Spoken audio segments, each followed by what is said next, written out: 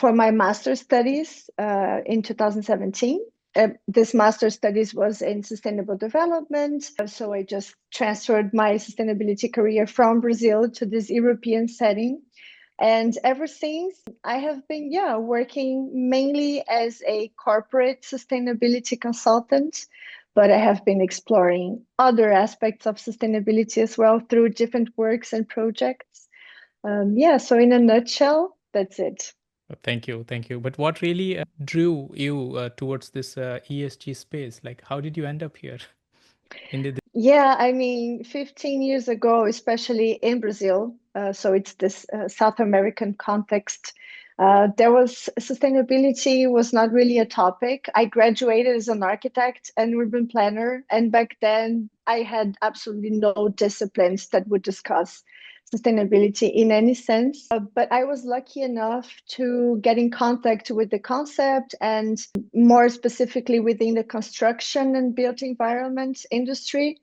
So sustainable construction, there was a new green building certification coming from North America to Brazil, and I was so lucky that I just got to surf the wave. So I joined a consulting firm back then that was providing services for companies and different investors to achieving this green building certifications. So yeah, and then it just opened the door for me to this new world of sustainability, sustainable development. ESG was absolutely not a word or a term back then. This is rather recent. And then, just like for most sustainability professionals, it became a passion. So something way beyond just a job or my expertise. And that's why at the beginning I said I have been working, studying, researching, advocating, because it's definitely, it takes most of my time, even my free time. And I know I shared this with many other professionals.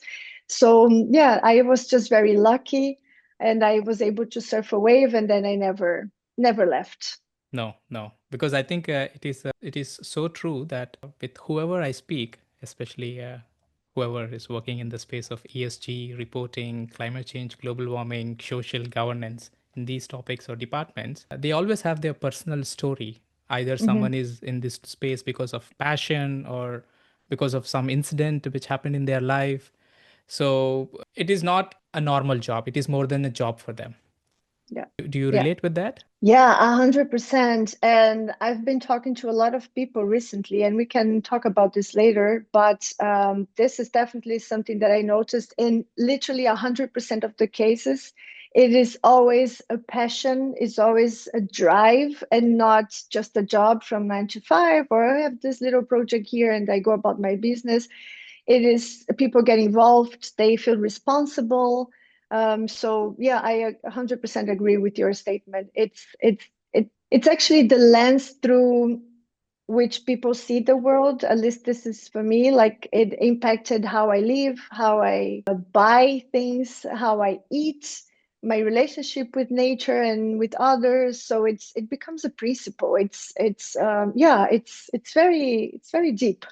Yeah, yeah. I mean, talking about nature, because I saw that in your LinkedIn, the background image, you have a quotation from Jane Goodall, right? Yeah. About the impact. Yes. Yeah. So, how much Yeah. was that? How much impact was that on you, especially? Yeah, I mean, there was, it's interesting that you mentioned that. It was quite a sad coincidence. I just changed that background with that quote a couple of weeks before she passed, which was a great loss. As a woman in this field, she did so much. But I just agree with that statement as well. You really have an impact. Whatever you do, whatever your work is, in your relationship with people, in your interactions with people, the way you work and your principles, and in your interaction with the environment in a very broad sense. So I just strongly believe on that sentence that she said.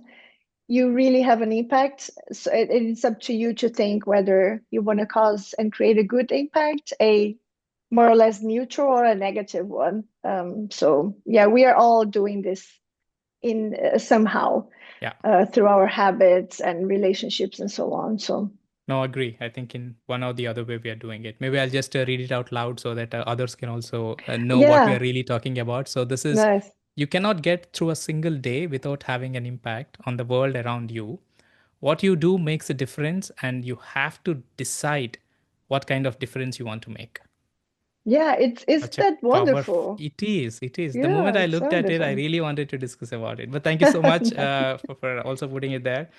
Nice. So Juliana, tell me. I think you're doing so many things, right? You're doing mentorship. You're mentoring young professionals, females, and you've been also an advisory in the committee for a few organizations as well. You've been as a sustainability consultant for quite some years. So what are you doing right now? Yeah, so I am focused now. So I am in a career transition again. So I have transitioned before. I moved countries and I also moved away from the built environment and construction because I wanted to explore other possibilities. And I am doing this again. Last year was a very challenging year to sustainability. Everyone that will watch this or is watching now, I am sure agree. So I am I'm going through a transition again. You mentioned mentoring. This is something that I have been doing for quite some time. I just made it official. For now, I am doing this mentorship process or programs on a voluntary basis. So recently I joined Work on Climate as an expert, and I have calls with people very often, a couple of times per week, where we discuss, all about sustainability. And a lot of people are looking to get some insight and some advice, even concerning next steps, or either how to shift into a career in sustainability or how to reposition themselves. So I've been talking to people from all levels and across the world. So this has been amazing. Before that, together with the female factor, I am also mentoring women, then, and not necessarily in sustainability, but also in different sectors. But I do have a personal interest in this female leadership and development for women. So this is about it. And as you said, I have been a consultant advisor for most of my life. First in the green building and built environment industry, and now this past years here in Germany as an advisor for corporate sustainability. And I'm still there, but now transitioning into becoming an independent consultant. And my goal is to support mid-sized companies. I do feel like in some cases, these companies, they are not able to afford a large consulting partner, but they still need support, and they still need help to provide sustainability information and data for their customers, or to actually implement sustainability strategies in their operations. So yeah, I am transitioning now into becoming an independent consultant, but in any way, I'm still open for different projects, different opportunities. So that's the state of things right now. Okay, but what do you think right now the biggest challenges the companies are facing, especially for implementing these ESG projects or sustainability projects or climate transition goals, even for mid-sized companies? What do you think are the biggest challenges? Well, before the omnibus, the answer would be complying, especially for companies, right? For organizations, corporations. The challenge would back then would be compliance.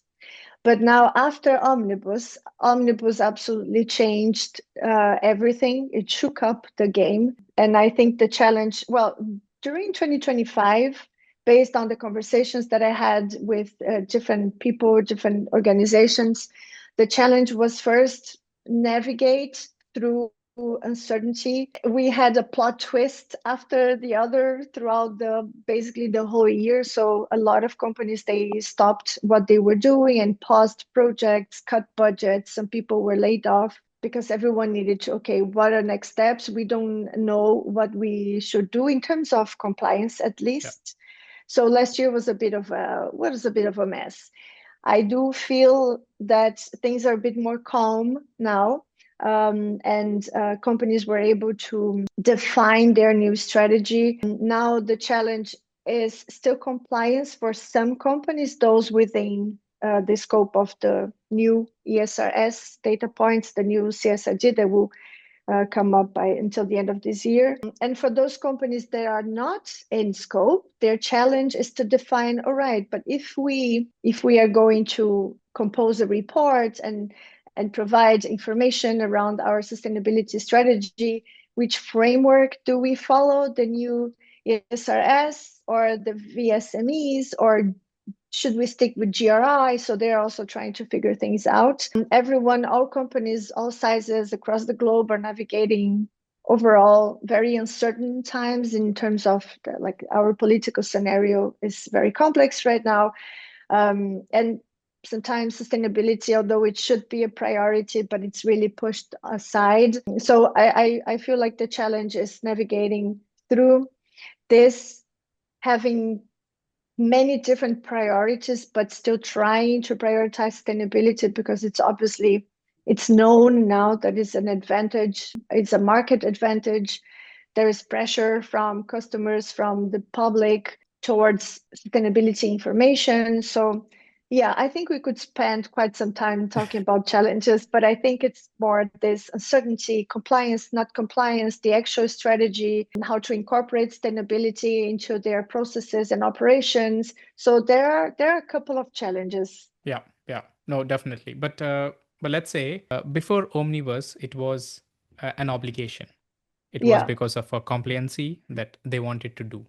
But there are also numerous surveys and reports that these companies could be medium scale or large scale companies. They might work on this report, hundreds of pages of reports. But who is actually reading those reports? For enterprises, let's say, because of compliancy, they're going to publish this data. But when it Mm-hmm. comes to small and medium scale companies, Mm-hmm. how this reporting is really going to help them? Because, like you say, they have to embed this in their supply chain. They have to embed this in their digital product in the form of a digital product passport so that it is also closely communicated to the consumer so that the consumer can make a better decision in buying the products or in making their decisions, or for stakeholders or for investors or for banking institutes. So do you Yeah. think reporting is the way moving forward, or there should be different ways of showcasing this information? Yeah, the thing is, I think the focus in compliance and maybe ticking boxes remove the attention from what does reporting actually mean. Yeah. And then I saw a lot of teams struggling with a big workload or time pressure to just get a report through. And of course, a lot of companies complained when the CSRD entered into force, was approved and entered into force, that it was a huge burden, and they demanded a lot of resources in terms of people and financial resources, whereas they then wouldn't have time to actually work and implement things. So there was this discussion, but then the obligation made them, okay, we have to comply, so let's see what we Yeah. can do in order to have a report. Yeah.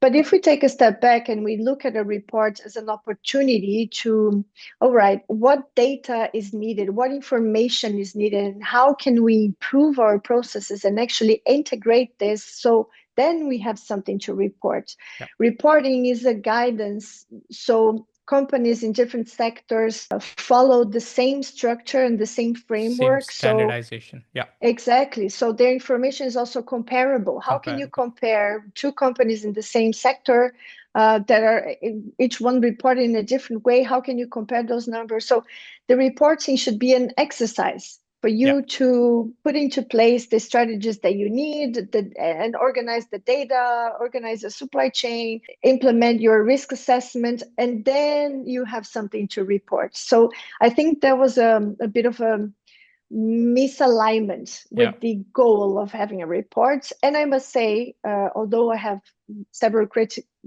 criticism towards Omnibus, but I must say that it brought up this discussion. Yeah. All right, compliance, compliance, compliance, but there is so much to be done before you can comply and write a report. Yeah. Yeah, but it's definitely an interesting discussion. And if you were on LinkedIn last year, you would see nothing but this. Nothing but omnibus. Yeah, Yes. was an important discussion though. Was an Agree. important discussion. Oh, no, definitely, definitely. Because I really like what you mentioned. It should be an exercise for all these organizations, and it should be aligned across EU member states or all around the world, right? Why not EU, just like all around the world? So there is central framework which can be comparable amongst the organizations. But along with Exactly. the exercise, I think it should also be accessible to the end user or consumer as well. Maybe that is a space where we can also improve, I guess. And Yeah. regarding the alignment, let's say the framework is there that companies needs to align, but what do you think on the competency gap people have? Do you think everyone in the ESG space are also aligned in terms of reporting, knowledge, tools, frameworks, equipped with everything? Um, I think that's a difficult question, and the answer would be the answer every consultant uses. It It depends. depends on what. Yeah, it depends on many aspects. I mean, I think this is not any longer a new topic since a while, especially in Europe, in the US. So I think the importance of sustainability is very clear. Yeah, There are still some discussions ongoing, but for most companies, especially the large ones, this is obvious. Like we shouldn't be discussing this anymore. I also think that there is enough capable professionals and interested people. I think there is also more clarity now as per transferable skills. So people that they have years of experience in certain sectors, and they now can transfer these abilities and this experience into a more greener role. So I don't think we are lacking. I mean, there is a report that was published by LinkedIn last year, 25, about green skills and this market. Apparently, there is a mismatch, but the main point was more like there is a matching problem in terms of the organizations finding the right professionals and the other way around, but not the lack of these professionals. And then when you have like sustainability teams, what happens often is that you have 2 3 people to handle a lot of different tasks. yeah, So in terms of workload and time pressure, so it's a lot of things to be dealt with by just too few people. That's obviously not the case all the time, but very often that's the case. I've worked with companies and they had one person, yeah, and this person has to wear different hats and work across functions, and this can be very challenging. I do think, though, that the more we talk about it, the more we integrate, the more regulations we have, the more frameworks we have, and this exercise becomes a bit more natural, just like many other topics that were fully integrated, like health and safety, for example. yeah. The more people will be used to that, and it will be easier for everyone to work in sync. Yeah, so I think we are getting We are there, getting there. slowly moving. Yeah, Yeah, yeah. I mean, it's interesting that you say because I've also spoke with quite few companies where they have only right. one man army who is taking the entire sustainability on their shoulders and leading it. But there are also cases where people have got severely ill or got burned out because of extreme stress and pressure they had to go Yeah. through. And even if you look at CSRD or if you look at VSME, we have this social metric, and we really talk about some data points. We talk about gender pay ratio, we talk about Mhm. employee health, number of working Mhm. hours, and we as a sustainability professionals cannot follow it because it sometimes it's also not applicable for us because we would like to do that for the entire organization. At the same time, you are going through stress with lots of pressure because of a huge workload on you. But how do you communicate this to organizations if you're just one person working in a sustainability team? Well, the thing is, the truth is, everything developed, businesses, production processes, operational, everything developed without considering environmental and human aspects. Yeah, Maybe, maybe for some, not completely without, but mainly that was really not the focus. That yeah, was not on the top of the agenda. So what's been happening for all these years that we've been talking about sustainability, and it's not only a word for just a very small group of people, is that we are trying to incorporate something into a system that is already running without this very important element. So of course there will be a lot of friction in this process, because the economy and businesses and companies, they didn't grow with following these principles, and therefore now we have to find a way of integrating this. And it is a challenge. It's a challenging for those trying to do it. It's a challenge, I understand, also for companies, because in the end, when you were a for-profit company, you need to make sure that your business survives. So You how have to to show that in the balance. balance sheet. Yeah, exactly. And provide value to your shareholders. So Yeah. and then I am sure, like there is right now, there is way more awareness from consumers, from investors, from the market as a whole. Now, this regulatory landscape, although now is a bit flaky, but it's been there for a while. Slowly, this integration will probably reduce these conflicts and this noise and this friction, and then hopefully we might be able to, within a few years, migrate into a different kind of economy as well that takes different aspects into consideration: people, nature, the environment overall. So it's a system that is trying to fit something else, and until this is fully integrated, we can expect a lot of friction, of course. Yeah, yeah. And what would be your topmost advice for the young individuals who wanted to get into this space? Please do it. We need committed, passionate people. I've talked to a lot of young people coming out of university, and they are full of energy. When you're very young, you are absolutely sure that you can change things. So we need this energy. We need this innovative thinking. We need tech savvy people, because you cannot separate anymore sustainability and sustainable development from technology. You shouldn't in the first place. So my advice would be, for those arriving, welcome. It's sometimes it's a battle, but there, just like for many other topics, there are ups and downs, and when times are challenging, this is when we have to stick to it. And for those that are working in this field for long, then we also need this experience, this, and just update yourself. There is a lot going on. A lot is changing very fast, and we need more and more capable people with a different range of abilities and experiences. Um, yeah, so don't don't be scared or unmotivated by everything that is happening now. It's just a phase. We will definitely come out of this, and then we need people to get things going and make the change. Oh, definitely. Because recently I've been also going through the lists, and I think this year, the last couple of months, there have been quite a lot job openings in the space of ESG. So I think the market is Yeah, slowly picking it up as well. for With sure. the opportunities. But you mentioned that you have to upskill because everything is changing in a rapid speed, right? Yeah, Today you have a new framework, and all of a sudden next week they're going to announce something else. yeah. Especially recently, they've announced about unsold clothes, how they have to maintain the inventory, about fast fashion within EU.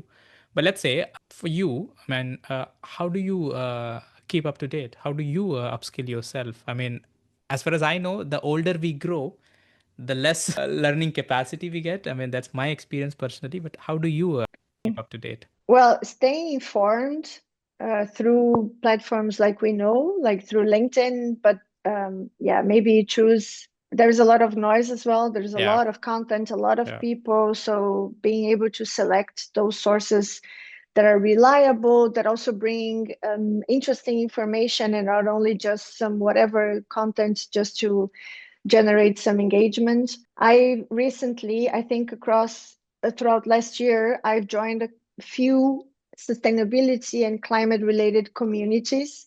And this has been a game changer for me, because you get to see, to talk, to discuss with people from all around the world. This is also great for, widening a little bit your perception of things. I know this omnibus, for example, it was a lot focused in Europe and in the US. And in the meantime, the other regions of the world, they were still advancing, like yes, China. They yeah, just recently announced their decarbonization plans and how they are going to work with these reporting principles anyway. So talking to people from other regions is also key. Through these communities, you also usually have access to webinars and trainings and discussing sessions. I said webinars and trainings. I also, last year, I joined several different webinars and workshops. This is abundantly available nowadays online. It's just a matter of filtering. Especially, I always recommend to people have a focus, or else you join 100 different Yeah. conversations and this gets overwhelming and then you're not going anywhere.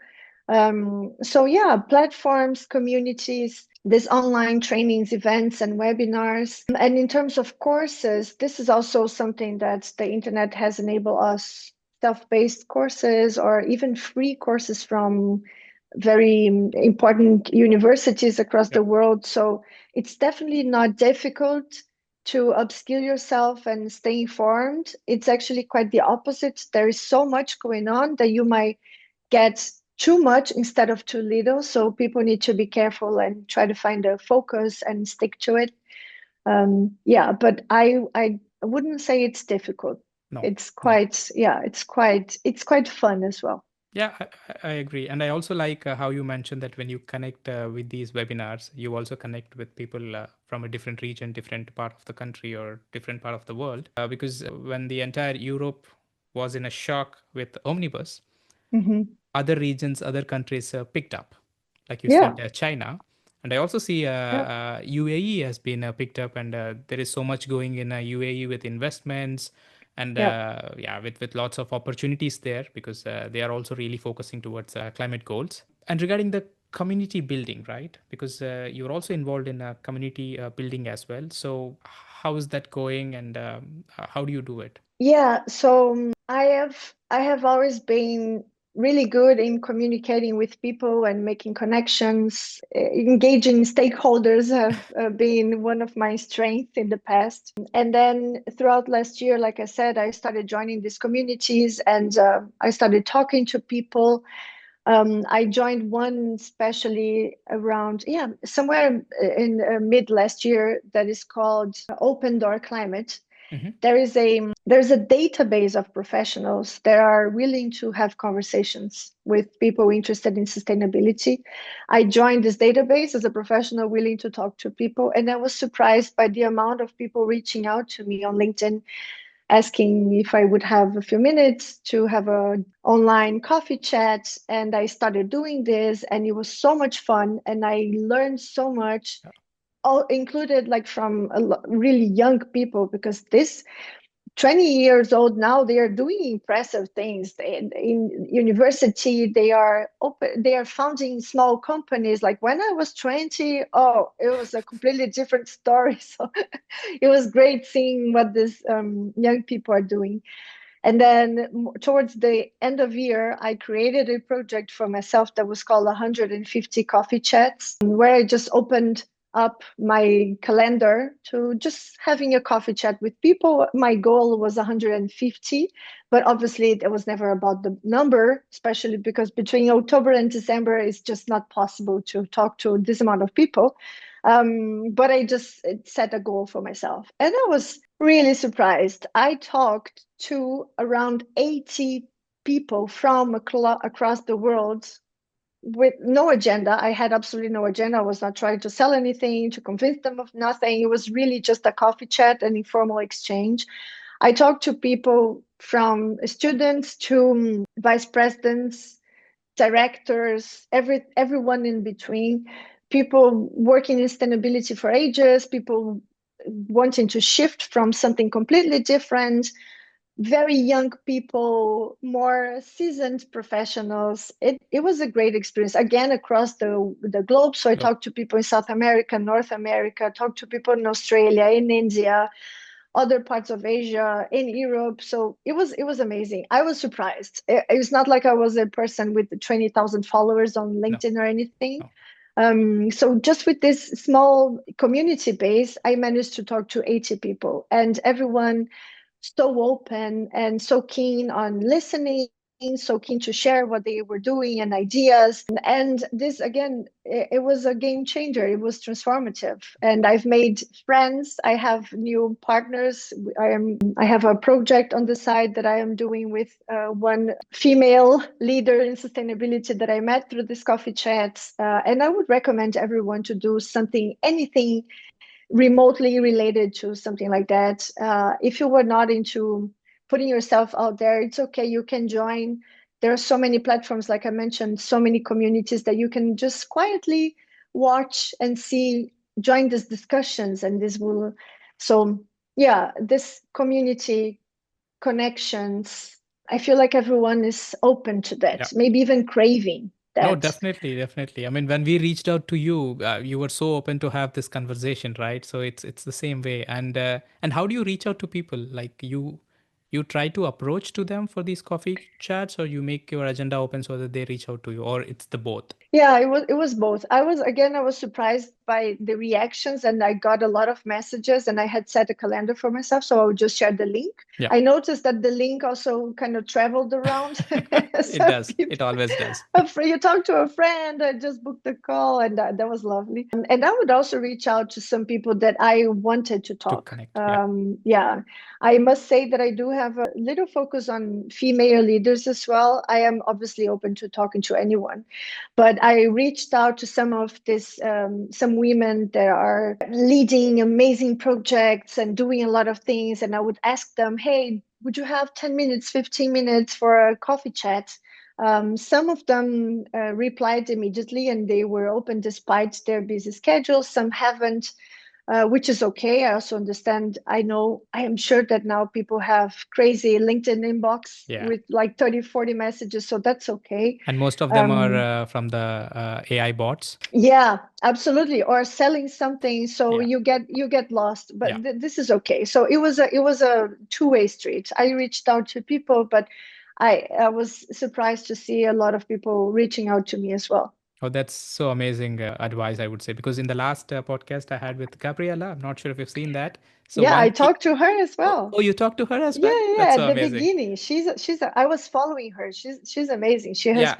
She's one of these people that shares valuable Yes. content and informative content. Yeah, that she's that great. really cuts through the noise, right? Because you Yeah, mentioned that there is a lot of noise, but there is genuine content with lots of research, work and effort put in, and that really cuts through the noise. And I yeah, really also appreciate the work she's doing.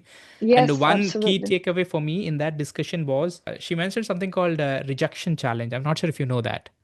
No, no. No. Okay. So there is this game called a rejection challenge, and the more Okay. rejections you get from people, the higher you're on the leaderboard position. It's Uh, like, so it mentally or psychologically creates or keeps your mind in a state that even if someone says no for a coffee chat, mm-hmm. you're still okay. You don't get Yeah, demotivated, you don't get upset, you don't get like, lost. You're like, okay, this is like challenge.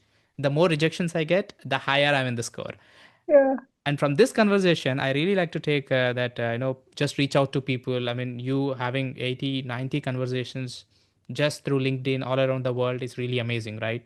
And you also mentioned that you yeah. learned a lot through these conversations. Oh, yeah, absolutely. Yeah, and Yeah.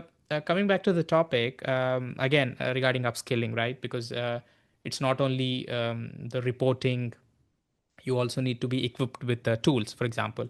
So, how do you think the technology, the data analytics, or AI is Mhm. going to shape the ESG space or the impact it is going to create? Yeah, I just wanted, you said something now at the beginning of your question that I find very important that we stress here. We Hmm. talked a lot about reporting and corporate sustainability, maybe because this is my thing, Hmm. but sustainability is composed of Oh, it's many big, different it's vast. layers. Yes, so there is a lot there. There is the social aspects, there is nature and biodiversity, there is like this very economics related Yeah, aspect of yeah, sustainability, risk yeah, management. So yeah, corporate and reporting is just a tiny fraction. It's just that in the end pretty much everything is a company or a corporation and they have to report, fine, but within this realm there is just so much going on, yeah. right? So just to make it very clear to everyone, now going back to your question, well, technology has definitely been shaping sustainability since a while, from manual work, meaning Excel sheets and yeah, typewriting something. More and more companies have moved for this through this past years towards software solutions, platforms that would automatize these processes. Also for data management, right? Large companies, they have a huge issue Huge with data. Yeah, data that is like spread across or different data management systems. So data is also a big problem nowadays still. So this this have been ongoing. Again, we are talking about companies and data reporting and this kind of management, right? But we technology as a whole, I just don't want to talk about things that I am not an expert. So, and now AI, I mean, I can give you a personal example. In 24, let's say 23, I was working with a consulting firm, and there was no such thing as using AI for something, using AI to help us write a deliverable, using AI to help us figure something out. We were doing research, like real research. We were working with a combination of software and Excel files to perform our calculations and deliver them to the client. 3 years later, it's completely different. So, in an incredibly short amount of time, we have no AI, especially us not related to tech and not from this universe, absolutely no AI to I don't do anything without AI Without anymore. AI. Yeah. For anything, not for work, not for cooking, not for traveling on holidays. And now all these softwares, these platforms that were already providing services to companies to help with this data management and reporting and carbon emissions calculations, for example, these softwares, they are also leveraging AI. Yeah. And now it's a run towards having a fully automatized and AI-based solution, right? That requires very, very few human input, although data must get there somehow. So this still exists. But, and I mean, I cannot even imagine, although there are discussions and some projections, but I can barely imagine what's going to be 2 years from now. Yeah. If, right, if AI completely took over. So, yeah, I think we can benefit a lot from these platforms, from these tools, I would say, better than platforms. Yeah. And they are definitely going to change the market. New players will come, old players will not be able to keep up. It's easier also now for upskilling, right? Yeah. You have a companion that you give the tool some context, Yeah. and you have an expert working with you as a peer, as an Like an advisor. assistant. So Yeah. yeah, it's a game changer in so many levels. That is, we could again spend a few hours talking about this here. No, definitely. But in terms of the risks, right? So how do you think will be the risks, especially in terms of adapting AI and totally depending on that? Do you also foresee any risks moving forward in this aspect in the reporting, where everyone is totally depending on AI for their report, but then they forget the risk? Do you already foresee it? I think the risk we should all know really well right now when we use AI for whatever purpose, we need to have critical thinking. We need to look at the results that you have, that you get from them, and think, okay, does this make sense? Is this correct? Is this right? Or there are some people already talking about AI misreading or misusing data to produce. So it's not there yet, in the sense that you can just close your eyes and have a coffee while it does all the work. Yeah. The human, In the loop. yeah, it's still fundamental. It's still I there. don't know Yeah. until how, when, Yeah. until when. Yeah. But this is another conversation. So I think the risk, again, maybe brainstorming, you can come up with a few, but the right away I can tell you, like, just the risk of any kind of use for AI, this hallucinations, these mistakes, this jumping critical steps. So yeah, we definitely need to watch it and work with it, and definitely not depend, not rely fully on it. It's just a very practical, very useful tool. Yeah. Should be treated as such. Definitely. But one of the risks what we also discuss is the sovereignty, because if you see, all the major models are coming from US, and Yeah, we see the sure. geopolitical situation, and EU has been really working on also building their top of the edge models, but Yeah, we are not there to catch up to speed with the US race, right? yeah, And yeah. of course, US and China, they are in the race with all these base models. But down the line, if they decide to not, let these models used within the ESG space for whatever reason, do you also foresee it as a risk? Because I see that Trump is making all these decisions, all the budget cuts and everything which is happening in the US for climate. I mean, yeah, I mean, This uncertainty on its own is a risk, right? Like even like regulations used to be something very reliable, and suddenly it was also subject to all this uncertainty. So you have a really good point. I 100% agree. Also, not only that, but data privacy, right? Yeah. The use of of sensitive data Yeah. with AI, and so yeah, I think we are still getting to know in depth the risks associated with AI. There's so much discussion. Some people say something, and the other people override this. No, it's so yeah. But what you said is, yeah, 100% there. Yeah. Okay. And maybe an easy question, like how do you explain ESG to a 5-year child if you have to? This is definitely not an easy question. No, come on. No.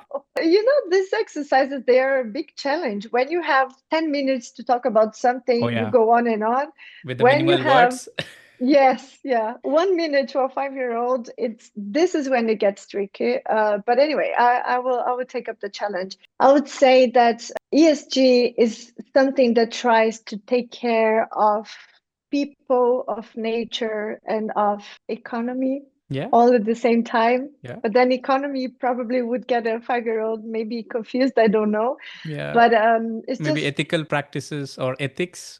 I don't know, even yeah. 5-year, if they know ethics, but okay, You see let's, how yeah. challenging it is? It Yeah, yeah, is. yeah. But it's more like of a try to see things as part of a system instead of isolated silos, society, nature. So trying to integrate things. Even ESG is also now not the best term. No. We need to move on to something else, also beyond Yeah. sustainability. Yeah. So yeah, but again, we can just branch out the Yeah. discussion here to so many directions. No, Yeah, I definitely. think I failed. I think I failed your No, you. challenge. No, you did good. No, seriously, you did good. You did good. I think many people they tremble and they get little, too much thinking about this, but you made it very simple. No, And it's then great. talking a little bit about your personal life, Juliana, like especially when you heard about this omnibus. So how did you cope up with it? Like, how was your mental state? How did you deal with stress, pressure? I'm not sure personal situation. You know. Yeah, I mean, I was coming from a scenario in the market where being a sustainability professional in Europe, you were basically a superstar, You right? are. 23, 24, you were on top of your game, and then 25, you were worth nothing. And again, at the beginning of this conversation, we talked about how sustainability people are very passionate. Yeah. So seeing something that again should be so reliable, so stable as regulation kind of crumbles, and an entity such as the European Commission, Taking a step back. Yeah. taking a step back was very scary, Yeah. and so it was, I don't think was positive. Actually, all the conversations, they were full of concern and frustration, not only for sustainability professionals, but for all those companies that had already implemented and Invested, implemented. Yeah. invested so much people, money, time Yeah. in trying to align themselves, and suddenly it's not there anymore. So it was a bit of a shock, plus what it represents, right? Yeah. I know sustainability, we need to water down competitiveness, like, so I think it was a tough, especially the first part of the year, until okay, this is actually happening, you accept that, and then you navigate through. And I have to come back here to this community topic that we already discussed, because sustainability professionals can be very lonely, Yeah. can also be very frustrated, very stressed. You said Yeah. something along these lines as Also well. So sensible, maybe. They're also very yeah, sensitive because, sure. yeah. Sure, because the passion, it's Yeah. not just a job. No. They don't turn off the computer and go about their lives, No.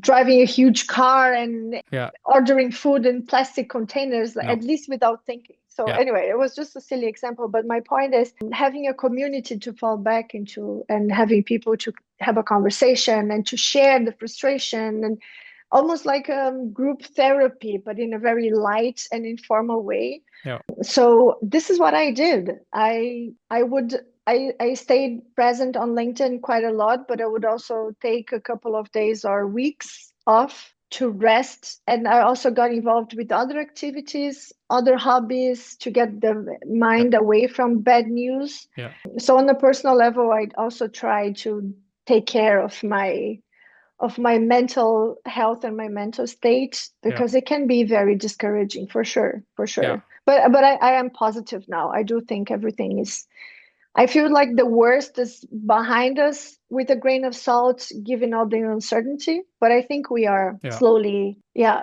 things are picking up again, and I'm a bit more positive. Yeah. I mean, for me, it really feels sad with whomever I speak. More or less, everyone shares the same story, what they have gone through mentally and psychologically about this, all the news. Yeah. And deep down, I think that especially people who are in this zone, ESG zone, sustainability, and global warming, so they are the people who really think about nature. They care for the nature. They care for circular economy, Hmm. reusability, Hmm. biodiversity, pollution, about preserving the earth. But no one is caring about these people who are caring about the nature. You know what I mean? So, for example, regulations, compliances, they keep on changing, and like you mentioned, we are also a bit sensitive because we really care about nature and also all the biodiversity. You have to be really sensible to do that. But yeah, I think you mentioned that it is really important to have a community or be part of a community where you can Yeah. fall back so that you can pick it up and get back to the positive zone right now how you are. Yeah. Yeah, absolutely. And I created this little joke for myself, where my arm reaches, Hmm. because you start seeing all this news, all these conflicts happening, Yeah. and all The this chaos wars, everywhere. trade Yeah. wars, all It's that. Yeah. it's it's terrible. Yeah. So then when you look into this large scale, you think, okay, what can I do here sitting in my tiny little life? So then I started thinking, okay, where my arm reaches. That's why I also got involved with these voluntary mentoring processes, because I cannot sit in the position of making powerful decisions, but I can just talk to someone and Yeah. have a coffee and give them maybe some advice or some new insight. So scale down where the arm reaches, and you can definitely, like, we started this conversation with a great question about the quote. Yeah. The And impact. this is exactly it. You have an impact. So Yeah. yeah, scale down where your arm reaches and do whatever you can, and just be a good person. And then let's see where we go from here. It's crazy. Definitely. And how's the life in Germany? Because you moved from Brazil to Germany, right? Are you Yeah. liking it, or how is it going so far? How many years it Yeah. has been in Germany so far? Eight 8. years. Hmm. Yeah. So So you I am speak German definitely, yeah. little? Yeah. Okay. Yeah, I would say more than a little, but not. I wouldn't be able to have this This kind of kind of conversation conversation. in German, for example, without stumbling a lot and having to think and collect the words and go through the grammar. Yeah. So, but I mean, it's a wonder. I live in Hamburg. It's a wonderful city. It's very pretty. I definitely adapted to the people, culture, even the weather. Yeah. So yeah, it's a huge shift. It's a cultural shock. But yeah, I can't really complain. No, no. Yeah. But also living as an expat in Hamburg, do you see any issues there or? It's mostly about adaptation. I think for people coming from the south, the weather can be quite challenging. It Yeah. is also challenging for Germans, right? No Yeah. German is happy in February, No. like no one can. No one. And I'm sure the same applies to all the other Yeah. countries up north, Yeah. right? So this can be a challenge. Of course, the food, you also need to change your diet quite a bit and your taste, and you need to be open to try new things. The language in the case of Germany is definitely a challenge. It requires a lot of time and patience. Yeah, I mean, the culture, people, you also have to learn how to deal with them and read. Um, but overall, again, my experience has been very positive, and that's why I'm still here. Yeah. So yeah, I really appreciate life here in terms of quality of life. I Mm-hmm. mean, I was from São Paulo.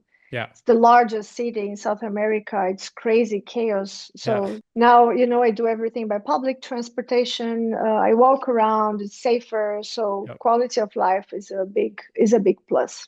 Yeah, yeah, and regarding, by the way, thank you for sharing that. And regarding the failures in life, so how do you get back? How do you cope with them? Because I can imagine you must have gone through your share of failures and successes. You might have seen both hand in hand. Yeah. But do you feel low when something goes against your plan or something doesn't go according to the plan? Yeah, sure. I mean, but we don't learn much when we are having a lot of fun, do we? No. Yeah. Yeah. So So that's my answer. so it teaches you a lot, you mean. It keeps you grounded, Sure. humble, Sure. and yeah. Sure. And failures are, yeah, just to teach you. And you're gonna come back from it different, to say the least, if not much better, much stronger, more resilient, and more realistic as well. It's Yeah. not right being a professional person, a human, it's not a walk in the park. So yeah, you wanna face challenges and grow a thicker skin. And so yeah, we don't learn much while we're having fun. I go by this motto. Oh, that's really good. I mean, it's so encouraging. And coming back to your sustainability projects, maybe one last question from my end is, Mm. what was the biggest challenge you faced so far in implementing an ESG reporting project? Let's specifically focus only on the reporting aspect. So, what was Mhm. the biggest challenge you faced in your yeah, in your career so far in the reporting space? Yeah, is getting ready, helping companies to be ready to report on something when they have to, when they still have a long way to go to assess their impacts, their dependencies, their internal policies, their governance frameworks, and also getting them to realize that, right? As a consultant, especially when companies they come to you, you still need some convincing. You also need to be kind because you need to make them feel that you're on their team. And whenever you point out something that is missing or not there or not good enough, it's just so they get better. And you need to learn how to conduct these discussions in a way that they don't feel that you are, yeah, accusing them of something. So getting companies ready. And actually, we talk a lot, we refer a lot about to companies and organizations, but these entities, they are composed of people. You were Yeah. talking to people. Yeah. You go on a meeting sometimes with 10 people on the client side, and you need to make them all understand sometimes a complex Topics. concept. Yeah. Yeah, so throughout the project, you have many different phases, and getting everyone on board and getting everyone comfortable with you in the sense that you are on their side and you want to challenge them so they become better and better prepared for everything. This is it's a nice challenge. It is a challenge in the sense of feeling challenged and having to be really good at it, but it's a challenge on the actually, on the practical, in practical terms. It sometimes it can be very hard. You know where they need to be, and taking them through the process to get there, sometimes you really can't do it, although they came to you for your support. You really can't, and you also need to learn how to distance yourself, like, okay, maybe next time. Yeah. So in terms of when you're an advisor, you need constantly to balance things out and change the way you talk depending on the audience. So yeah, wearing different hats. So that's a big challenge. So not in terms of implementation, but from this perspective of an advisor, it Yeah. requires a lot of flexibility. Yeah, agreed, agreed. Maybe one last advisory question. So, how do you think consumers can hold companies accountable for their claims? What would your advice be, for example? Yeah, that's a good question. I think, Through lawsuits, maybe? well, I mean, that's No. that's very intense, right? Yeah, Maybe yeah, yeah. there are things you can do. You can analyze what they are saying. You can ask questions. You can use maybe your influence and your power. Maybe you are an influencer. Maybe you have a big following, Network. followers base, and expose them and ask the questions. Hey, I saw this, and what's happening? And maybe shifting your behavior Hmm. also sends a message. If you Yeah, stop, and by one person maybe not, but a group of people, if you stop buying certain things yeah, yeah, because it's yeah, not aligned with certain principles, then this also sends a message. No, yeah, so definitely. yeah, your choices, your behavior as a consumer, and call them out. If Yeah. they're claiming something, call them out. No, I really like that it's a consumer behavior, right? And the Yeah, mindset, and it can change a lot of things. yeah, yeah. Yeah, thank you so much, Juliana. I think, yeah, they are about time. Are there like Sure. any final remarks, suggestions, or any pointers which you like to mention? Yeah, stay positive. I do think that the worst part of the mess is behind us. Yeah, I hopefully, think, fingers yeah, crossed. fingers crossed. I think sustainability is being more and more integrated into actual process systems, operations, and these are good news, but it takes some time for Yeah, these things to consolidate. So hang in there and yeah, don't give up. We need as many people as we can have. yeah. So yeah, we stick to it. No, definitely. Earth is a big place, right? And there is opportunity for everyone. Yeah, 100%. Yeah, thank you so much for your time and Sure. for answering with lots of patience all the questions in detail and sharing your experience, personal life, and suggestions, advices, and everything. And is it also possible to share some learning, materials which you've gone through? If you know some links or something, maybe I can put it in the chat. If you know any few URLs, like if you have any links or something like that. Yeah, absolutely. Yeah, I can think of a couple of these communities and platforms or Yeah, some podcasts or some perfect. people like we mentioned Gabriella Yeah, earlier. Yeah, I'm happy to share for sure. perfect. Thank you so much. And I yeah, had a really nice time. Thank you. Thank you for your questions and for yeah, for inviting me over. my pleasure. And I wish you a nice evening and Yeah. all the best. Thank you so much to you Thank you. too. Have a nice rest of your day. Bye. Bye. Cheers.